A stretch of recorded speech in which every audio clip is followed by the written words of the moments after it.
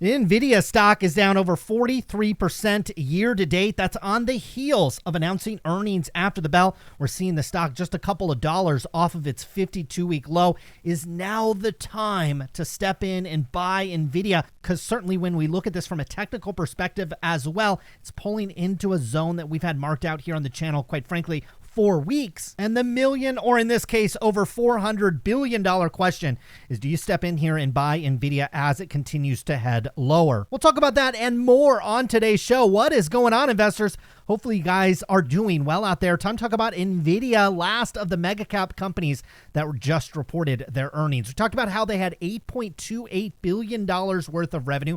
That was just absolutely fantastic. 46% year-over-year revenue growth. That beat expectations by about $190 million. But if you've learned anything about this earnings season, it's not about this quarter. It's about the upcoming quarters, and that's where Nvidia is coming up a little bit light. Revenue expected in the upcoming quarter to be about $8.1 billion. Consensus was closer to $8.44 billion. I'll show you that on a year-over-year growth rate here. So the most recent quarter, we grew kind of like 43, 44%. The upcoming quarter, we expect it to slip down to about 29% growth. And in fact, if they come underneath that $8.44 billion on that revenue side, they'll actually come underneath that revenue growth target. Q3 was also expected to be a relatively strong quarter, 26% growth. That obviously comes under question. But what we've noticed here with Nvidia is really into the foreseeable future, analysts have kind of like a Google-like revenue growth on this company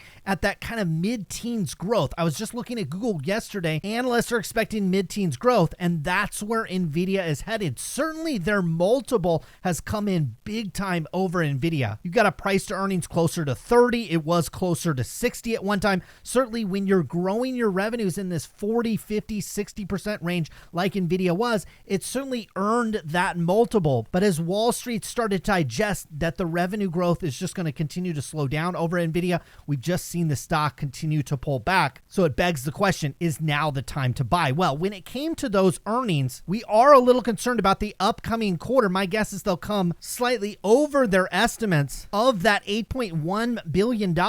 But boy, they'd have to beat it by quite a bit to come up to where consensus was, closer to about 8.4 or $8.5 billion on that revenue side. Now, in terms of the product mix, this is what a lot of people have been looking at. There's been a lot of discussion about Nvidia's gaming mix, which again is listed as gaming here on their quarterly revenue trends. But anybody that's familiar with their products understands that some of these, or a large portion of these gaming GPUs, actually go to crypto mining. So as we've seen the pullback in crypto, it obviously could put some pressure on that segment of the business, but we are not seeing that yet. Still strong not year over year, quarter over quarter growth, still very strong, over $200 million added there, but year over year, just absolutely phenomenal growth there. Same thing with the data center, accelerating actually a little faster on that revenue growth, quarter over quarter, and then year over year, just amazing growth. In fact, it overtook gaming as the #1 revenue generator over at the company. And that should just make you smile as an Nvidia investor. And take a look at this professional visualization.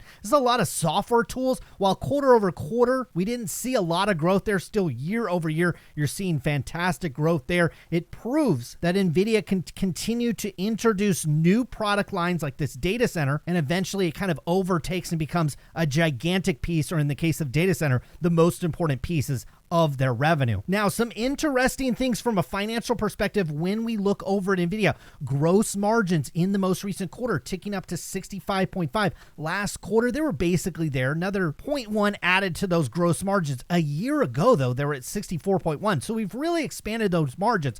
The operating expenses did balloon a little bit, but I'll show you where that came from in the most recent quarter. You went from 1.6 all the way up to 3.5. In fact, that's over a $1.5 billion growth just quarter over quarter. But again, I'm going to show you where that came from and why this is not necessarily as bad as it seems, because when you come down here to operating income, despite the strong year over year revenue growth, which we talked about, came in at 46%, and the expansion of margins year over year, look at what happened to operating income. It actually went down. It went down from 1.9 down to 1.8 a quarter ago. You're sitting at 2.9. So everything gets shredded after that, including net income. Your earnings per share basically gets shredded. But I'm going to come over here. I'm going to show you what happened to their operating expenses. We have that $8.2 billion worth of revenue. We have $5.4 billion worth of gross profit. Again, strong margins. In fact, they increased year over year. But take a look at this acquisition termination cost. This is the ARM deal gone bad.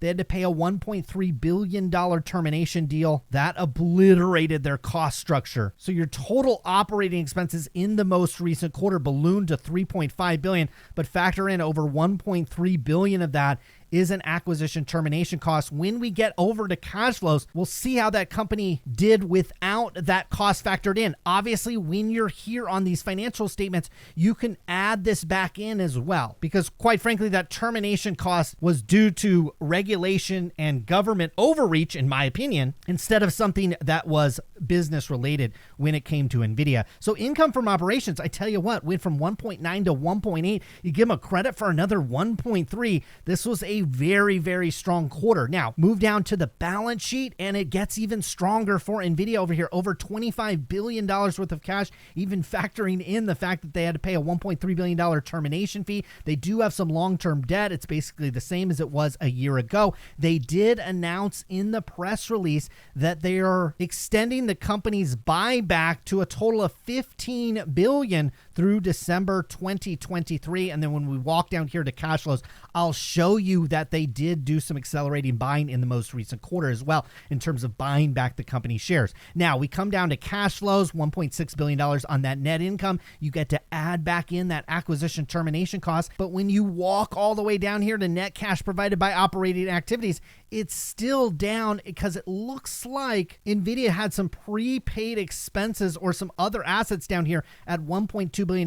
That impacted cash flows as well. We're getting into kind of the minutia of the accounting, but this still looks really strong. The things I think I would pay attention to over at Nvidia is the fact that they still have very, very strong gross margins. In fact, they're accelerating. And then when you minus out the acquisition cost, well, they're keeping their cost in line. R&D went from 1.1 up to 1.6, and selling general administrative basically was flat from a rounding perspective. You love to see that as a company, and you love to see it as a shareholder. Now, from a financing perspective, take a look at the buyback in the most recent quarter, $1.9 billion. Now, look, it didn't really do a whole lot to help the shares, but it is there, $1.9 billion. They've got another, I think, about $15 billion on that. One thing I discussed on my Twitter account today was I didn't think that Nvidia's cash pile, which at the time was sitting at $21 billion, now when we come to their earnings and look at their balance sheet, it's closer to $20 billion, but they've got another $5.4 billion in receivables. They have a fair amount of inventory as well. Total current assets at $29 billion, with over $20 billion of that being cash.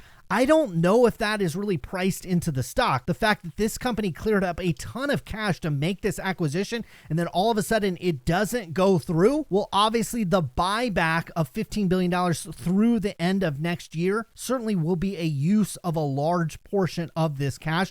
But theoretically, Nvidia probably could do some other things with that cash as well. Now, moving over to this from a technical perspective, it's not doing anything that we didn't think it was going to, okay? The stock has been in a very well-defined downtrend for quite some time now. It has not broken out of this downtrend. In fact, it looks like it wants to continue to head lower. We've talked about here a number of times on our Friday Fang Stock Recap show where we include Nvidia in that recap. Look, we've had marked out for months here from about 115 up to about where the stock is right now at about $160 per share. This is the area that we liked Nvidia from a market cap perspective, over $400 billion. We talked about it from a price to earnings, price to sales, price to cash flow. When we talk about this balance sheet and how fantastic this is, and now we've got an accelerated buyback as well, or at least the extension of that buyback, and it looks like the cash on hand to execute upon it.